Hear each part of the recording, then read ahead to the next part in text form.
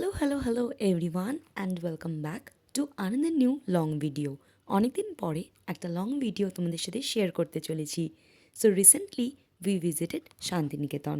তোমরা সকলেই জানো শান্তিনিকেতন হলো রবীন্দ্রনাথ ঠাকুরের হাতে গড়া এক স্বপ্নপুরী, যা বোলপুরের কাছে বীরভূম জেলায় অবস্থিত এক আশ্রম ও বিশ্বমানের শিক্ষাকেন্দ্র, যেখানে প্রকৃতির কোলে মুক্ত পরিবেশে শিল্প, শিক্ষা ও মানবতার মিলন ঘটেছে, যা দেবেন্দ্রনাথ ঠাকুরের প্রতিষ্ঠা করা একটি শান্তির আভাস থেকে বিশ্বভারতী বিশ্ববিদ্যালয় রূপান্তরিত হয়েছে এবং এটি ইউনেস্কো বিশ্ব ঐতিহ্যবাহী স্থান হিসেবেও স্বীকৃত। কিন্তু ভোর 5টায় বেরিয়ে 5:30টার মধ্যে আমরা পৌঁছে গিয়েছিলাম হাওড়া স্টেশন। আজকে এখান থেকেই 6:05 গণদেবতা লোকালে করে শান্তিনিকেতনের উদ্দেশ্যে আমরা রওনা দেব। সাধারণত শান্তিনিকেতন আমাদের কাছে ভীষণ একটা আবেগের জায়গা। ছোটবেলা থেকেই রবীন্দ্রসঙ্গীতে নৃত্য পরিবেশন করা আমার কিন্তু একটা হবিই বটে। তাই জন্য রবীন্দ্রনাথ কোথাও না কোথাও মনের সফট কর্নারে কিন্তু লুকিয়ে রয়েছে। আজকে সেইখানে তার জায়গায় আমি যেতে চলেছি, এটা ভেবেই একটা আলাদা এক্সাইটমেন্ট কাজ করছিল। কিছুক্ষণ বসে থাকার পরেই আমাদের লোকাল কিন্তু চলে এসছে। এই গণদেবতা এক্সপ্রেস কিন্তু প্রত্যেক দিন ভোর 6টা নাগাদ ছাড়ে হাওড়া স্টেশন থেকে। আর এইখানে দেখো সিট অ্যারেঞ্জমেন্টসগুলো আমি তোমাদের সাথে শেয়ার করছি, বা ট্রেনের টোটাল কম্পার্টমেন্টটা তোমাদের সাথে শেয়ার করে নিচ্ছি। তাছাড়াও এই পৌষ মেলা দেখতে কে কে শান্তিনিকেতন গেছিলে অবশ্যই কিন্তু কমেন্টে জানিও। ঠান্ডা কিন্তু বেশ পড়েছে, আর জানতাম শান্তিনিকেতনেও বেশ টেম্পারেচার ড্রপ হবে, তাই জন্য নিজেদের কিন্তু সেইভাবেই প্রিপেয়ার করে নিয়ে গেছিলাম শান্তিনিকেতন। এখানে একটুখানি গা গরম করার জন্য আমরা একটু কফি খেয়ে নিলাম। প্রায় শান্তিনিকেতনের কাছাকাছি আমরা কিন্তু পৌঁছেই গেছি।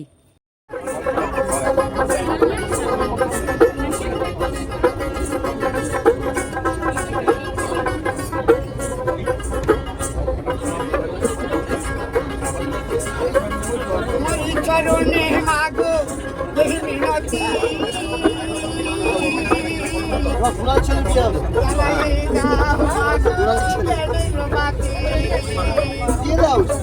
শান্তিনিকেতনে এসেছি আর বাউল সঙ্গীত না শুনলে হয়।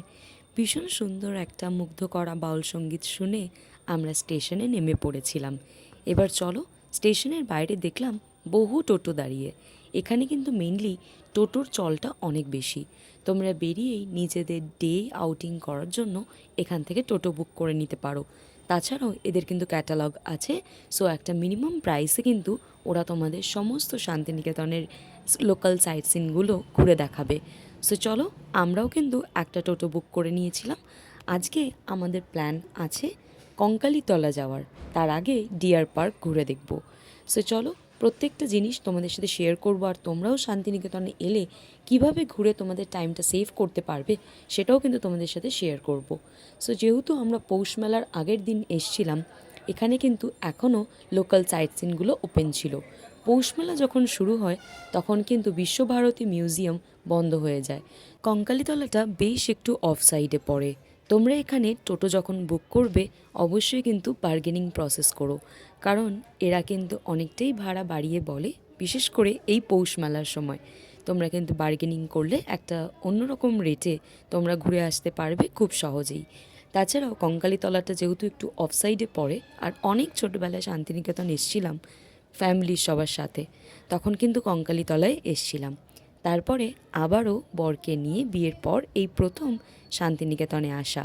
সো চলো, ফার্স্টে এখানে ডিয়ার পার্কটা ঘুরে দেখব, তারপরে যাব কঙ্কালীতলা। এখানে ডিয়ার পার্কে আমরা যখন আমাদের আইডিটা দিলাম, আমাদের কিন্তু ফ্রি অফ কস্টেই এই ডিয়ার পার্ক ঘুরে দেখতে বললো। সো তাই জন্য আমরা এখানে চলে এসেছি। বেশ এখন সকালবেলা এসছি, তাই জন্য এখানে কিন্তু বেশ ফাঁকায় ফাঁকায় আমরা ডিয়ার পার্ক ঘুরে নেব। এই বল্লভপুর ডিয়ার পার্ক বা বল্লভপুর জনপ্রাণী অভয়ারণ্য নামেও পরিচিত পশ্চিমবঙ্গের বীরভূম জেলার বোলপুরের কাছেই অবস্থিত একটি জনপ্রিয় স্থান। সাধারণত ট্যুরিস্ট স্পট বললেই চলে। এটি হরিণ, বন্য শুয়োর, কৃষাগার, চিতল ও বার্কিং ডিয়ার সহ বিভিন্ন বন্যপ্রাণীর বসবাসের জায়গা। ফার্স্টে যখন আমরা এখানে এন্ট্রি নিলাম, কোনো জায়গাতেই আমরা কিন্তু দেখতে পারছিলাম না হরিণ, বাট ঠিক যখন ঘড়িতে 10টা তখন হাজির হয়ে গেল এই সুন্দর সুন্দর হরিণের দল। কারণ ঠিক 10টার সময় ওদেরকে কিন্তু খাবার দেওয়া হয়।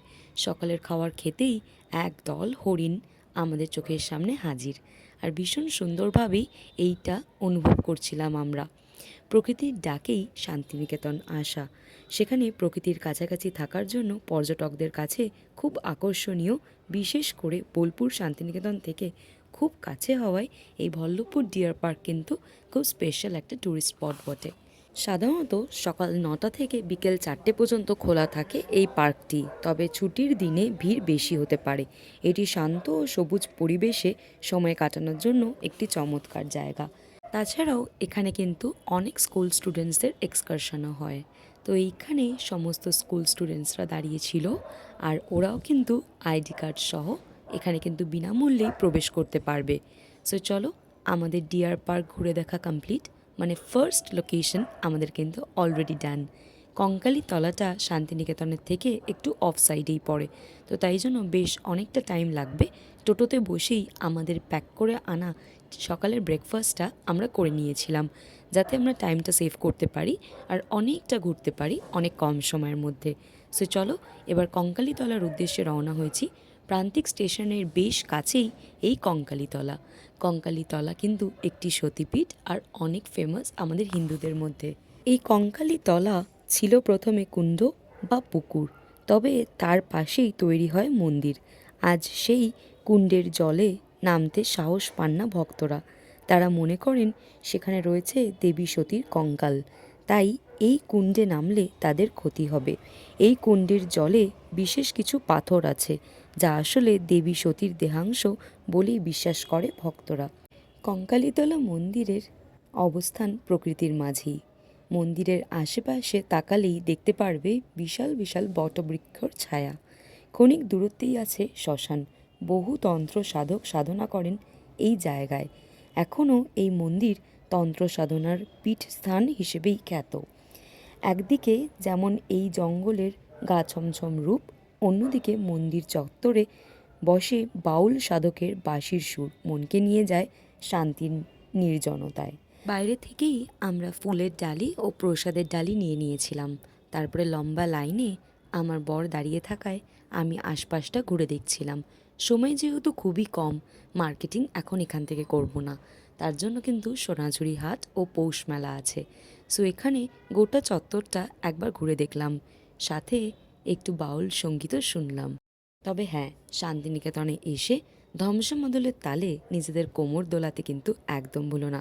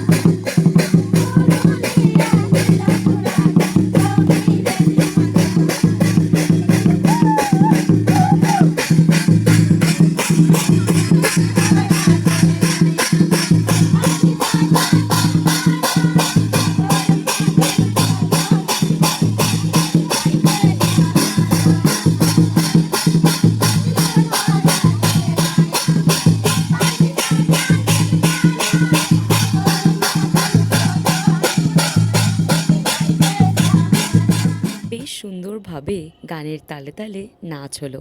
এবার চলো সুন্দরভাবে পুজোটা দিই। বেশ মন শান্তি করে পুজো দেওয়ার পরে আমরা কিন্তু যেখানে দেবী সতীর কঙ্কালের একটি অংশ পড়েছিল সেখানেই কিন্তু আমরা দাঁড়িয়ে রয়েছি। এই কুণ্ডে ওই যে মাঝখানে যেখানে পতাকাগুলো পোতা রয়েছে, সেখানেই বিশ্বাস হয় যে দেবীর কঙ্কাল পড়েছিল, আর সেটা এখন পাথরে রূপান্তরিত হয়েছে। আমরা পুজো দিয়ে বেরিয়ে আসার পরে এখানে প্রসাদের ডালিটা নিয়ে নিলাম, আর তখনও বেশ অনেকটাই লম্বা লাইন। মন্দির চত্বরটা আবারও একবার ঘুরে প্রণাম করে এবার আমরা বেরিয়ে পড়লাম আমাদের রিসর্ট খোয়াই দ্য ভিলেজ রিসর্টে যাওয়ার জন্য।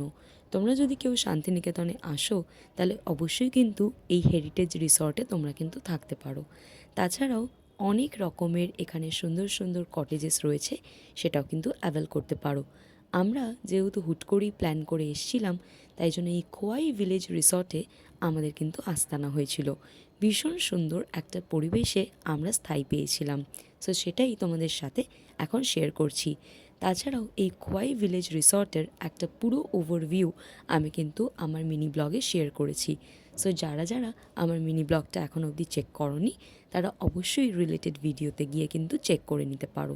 সো চলো, পুরো এই হোটেলটার বা রিসর্টটার অ্যাম্বিয়েন্সটা তোমাদের সাথে শেয়ার করলাম। অনেকের মুখেই শুনেছি এর কিচেন কিন্তু ভীষণ ফেমাস। সো চলো, আমরা সেটাও শেয়ার করব।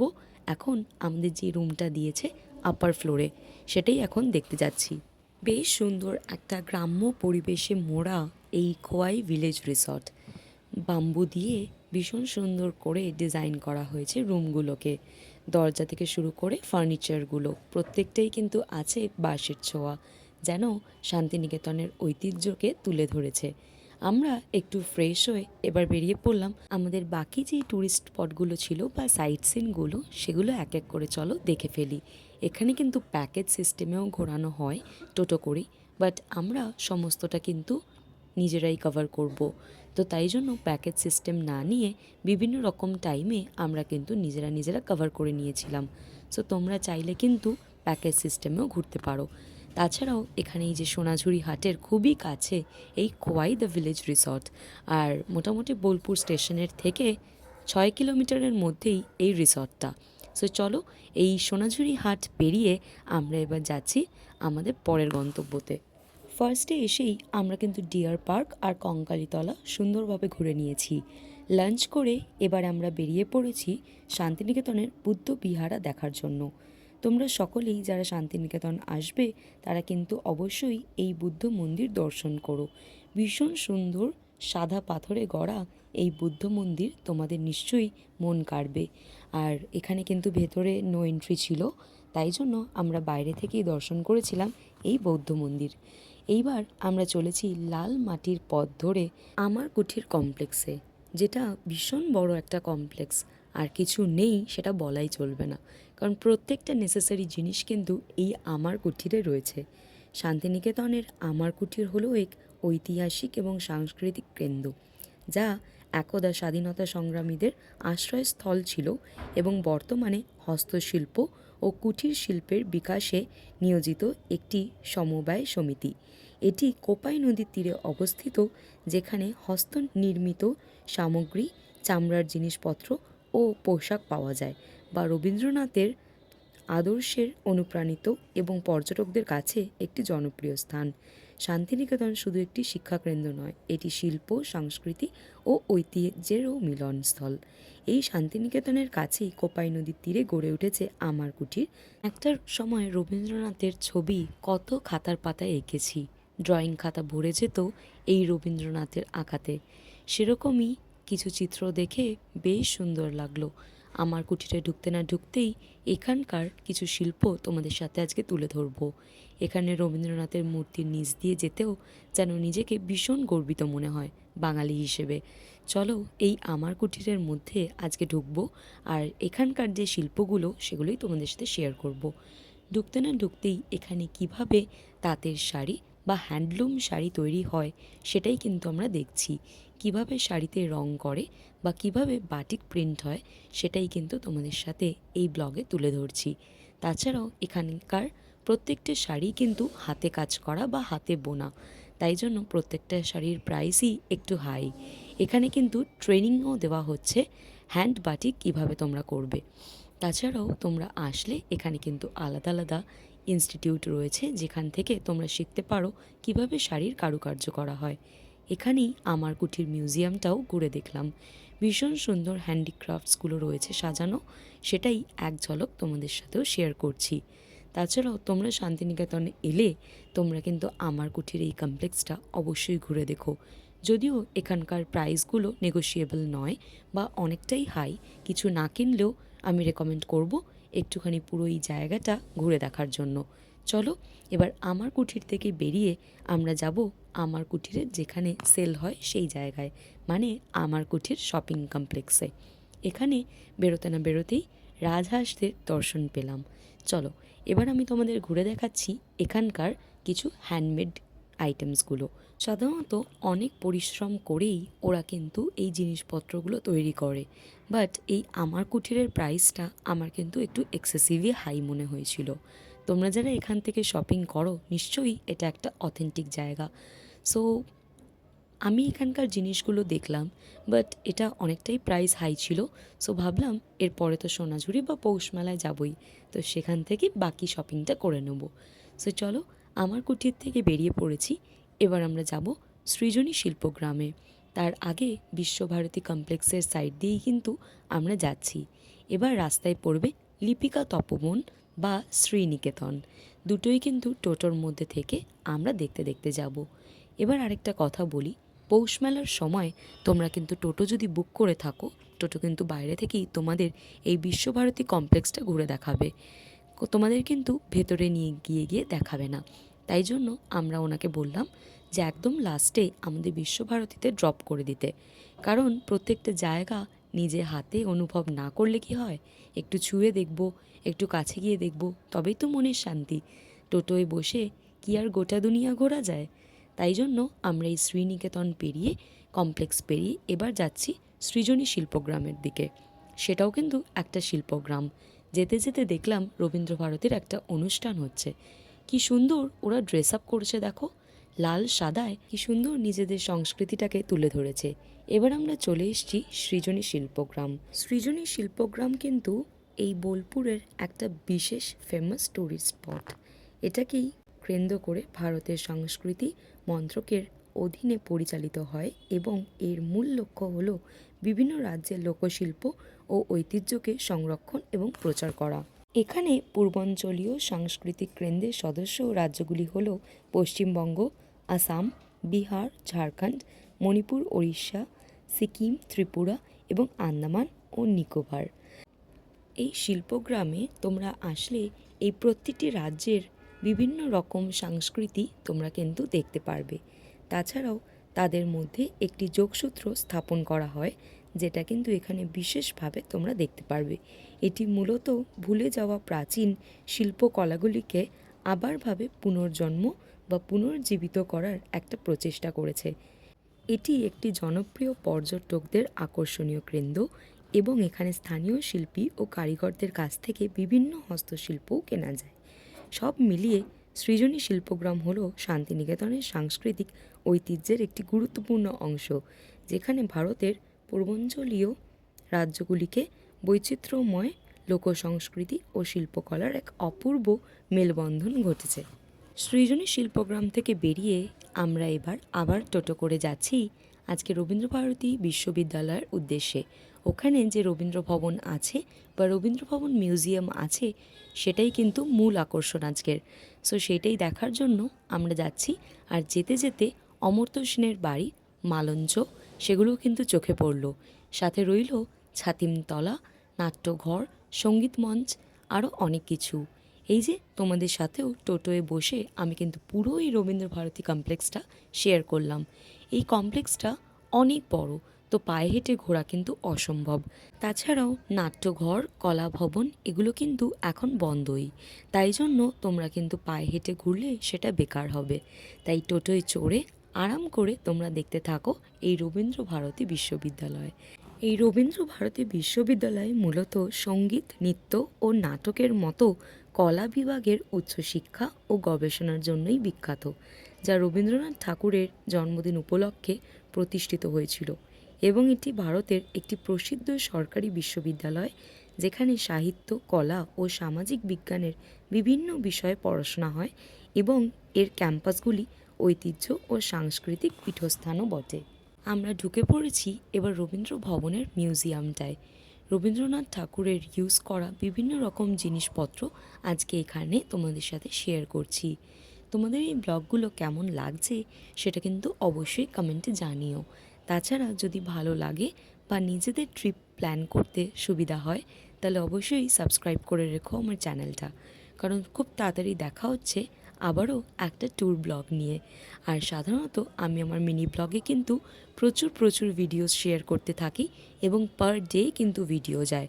তো আশা করি তোমরা সাবস্ক্রাইব করে রাখলে কিছু না কিছু আপডেট তোমরা পেতেই থাকবে। সো চলো, এখানে আমাদের এই মিউজিয়ামটাও ঘোরা কমপ্লিট হয়েছে। মিউজিয়াম দেখে এবার আমরা যাব উত্তরায়ণ কমপ্লেক্সে। উত্তরায়ণ চত্বরে রবীন্দ্রনাথ ঠাকুরের বসবাসের জন্য প্রধানত 5টি বাড়ি ছিল। সেই বাড়িগুলো উদ্যায়ন, কোণার্ক, শ্যামলী, পুনশ্চ উদিসী।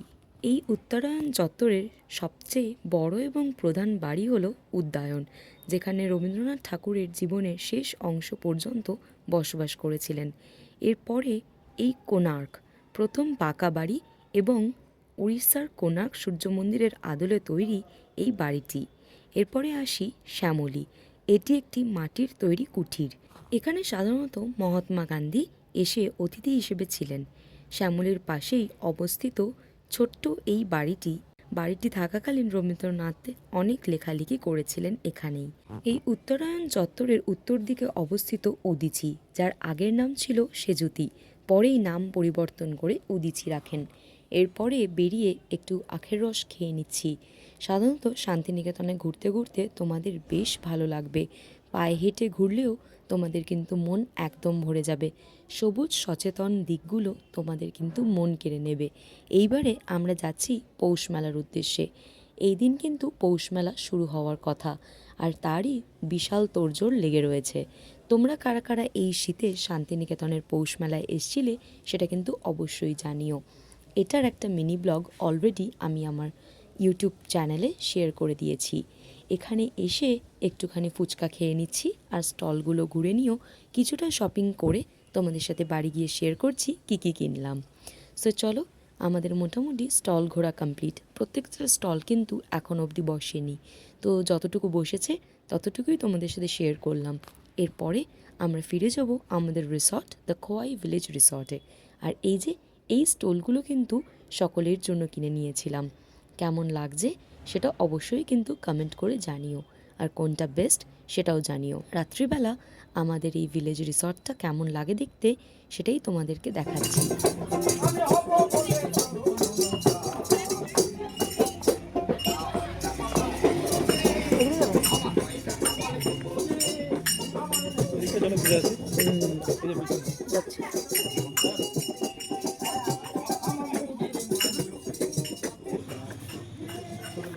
রিসর্টের নাইট ভিউটা তোমাদের সাথে শেয়ার করছি।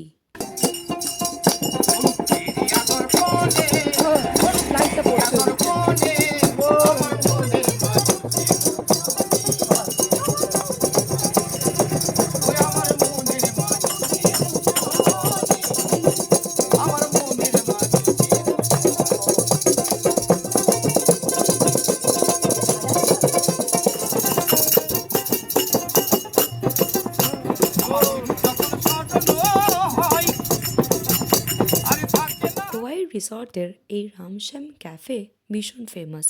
সো এখানেই আজকে ডিনার করার একটা সুযোগ পেলাম। কিচেন এরিয়াটা পুরো তোমাদের সাথে শেয়ার করছি। আজকে আমরা চাইনিজ অর্ডার করেছিলাম, ফ্রাইড রাইস, একটু তন্দুরি রুটি আর garlic chicken. So dinner complete করে আজকে নেক্সট ডের সকালবেলা। সো এখানে তিনি আমার জন্য বানাচ্ছিলেন গরম গরম কফি, আর কফি নিয়ে আমরা চলে এসেছি এই খোয়াই রিসর্টের রুফটপ ভিউটা তোমাদের সাথে শেয়ার করার জন্য। ভীষণ সুন্দর একটা গ্রাম্য পরিবেশের মতন এই ভিলেজ রিসর্টটার ওভারভিউ। অ্যাম্বিয়েন্সটাও কিন্তু দারুণ, ঠিক যেন শান্তিনিকেতনের ছোঁয়া এই রিসর্টটার মধ্যে।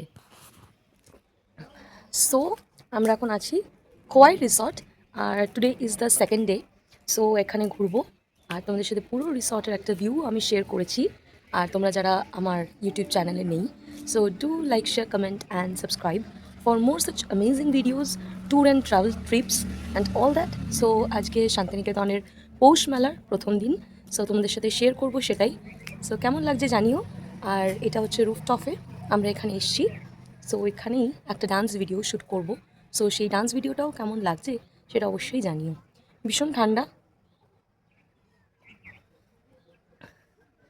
হুম। এই শান্তিনিকেতনে এসে খোয়াই রিসর্টের রুফটপে একটা সুন্দর রবীন্দ্রসঙ্গীতের ওপরে নৃত্য করেছিলাম। সো সেটা কিন্তু তোমাদের সাথে মিনি ব্লগে শেয়ার করেছি।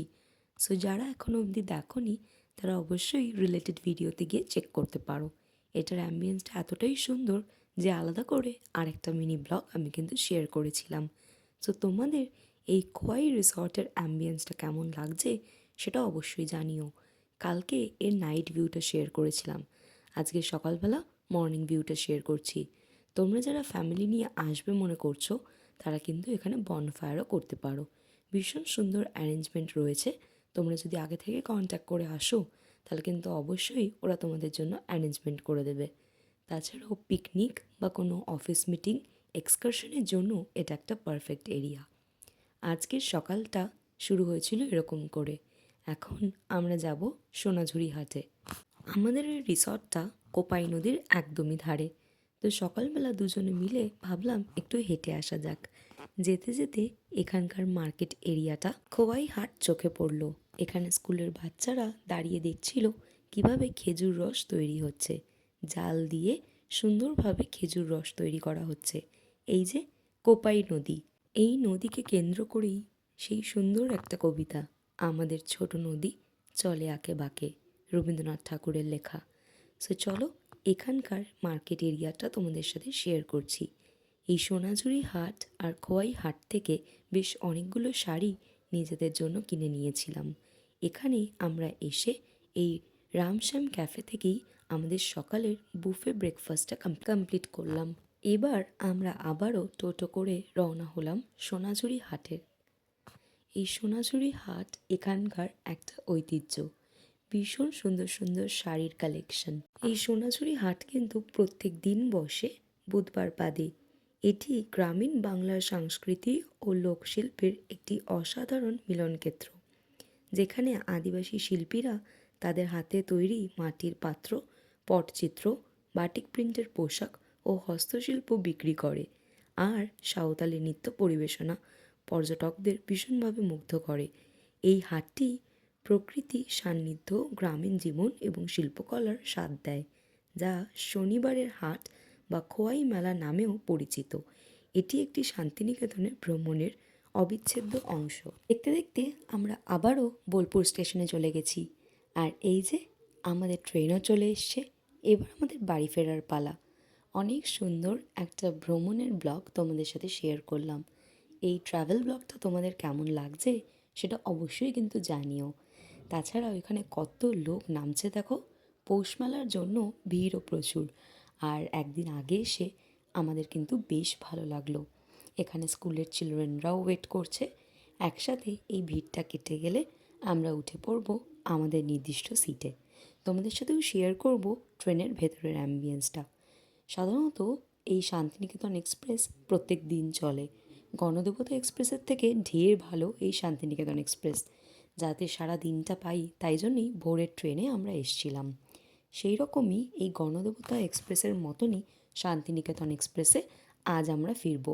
মোটামুটি ট্রেন ছাড়ার সময় হয়েই গেছে আর সিটসগুলোও প্রায় ফুল। সো চলো এখন আমরা আমাদের নির্দিষ্ট সিটে বসে পড়েছি। ট্রেনে করে এবার বাড়ির পথে আমরা রওনা দেব। এখান থেকে আমরা নামবো হাওড়া স্টেশনে। তারপরে সেখান থেকে মেট্রো করে দমদম। ভাই, বাবা আর শুপুর জন্য 3টে কুর্তা নিয়েছিলাম, সেটাই শেয়ার করলাম। আর ব্লগের শেষে আমাদেরই কিছু মেমোরিজ তোমাদের সাথে তুলে ধরলাম। সো চলো এই ব্লগটা এই পর্যন্তই থাক। দেখা হচ্ছে খুব তাড়াতাড়ি নেক্সট আরেকটা ব্লগে। তাছাড়া মিনি ব্লগ তো আসতেই থাকে। Surely subscribe for more. তাছাড়াও যদি এই ব্লগটা দেখে তোমরা হেল্পফুল হও, surely drop a heart in the comment section. এখান থেকে বেশ অনেক কটা শাড়ি নিয়েছিলাম, সেগুলো নয় আস্তে আস্তে পরবো আর তোমাদের সাথে মিনি ব্লগে get ready with me share করব। তোমরা চাইলে আমাকে ফেসবুক অ্যান্ড ইনস্টাতেও ফলো করে নিতে পারো। আমার আইডির নাম স্ক্রিবল উইথ ঐশ্বরিয়া।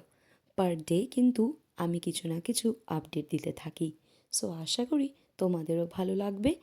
আর এই ব্লগটা ভালো লাগলে surely like, share, comment and subscribe my channel for more such videos and surely follow for the upcoming blogs. আরও অনেক সুন্দর সুন্দর এক্সাইটিং অ্যানিভার্সারি, বার্থডে ব্লগস কিন্তু আসতে চলেছে। তাছাড়াও সামনে আরও অনেক ট্যুর অ্যান্ড ট্রাভেল ব্লগসও আসতে চলেছে। আর এই ব্লগটা দেখে তোমরা কতটা হেল্পফুল হলে বা নিজেদের প্ল্যানিংসগুলো করতে কতটা হেল্পফুল হলে সেটা কমেন্টে জানিও। Till then keep watching Scribble. Tata.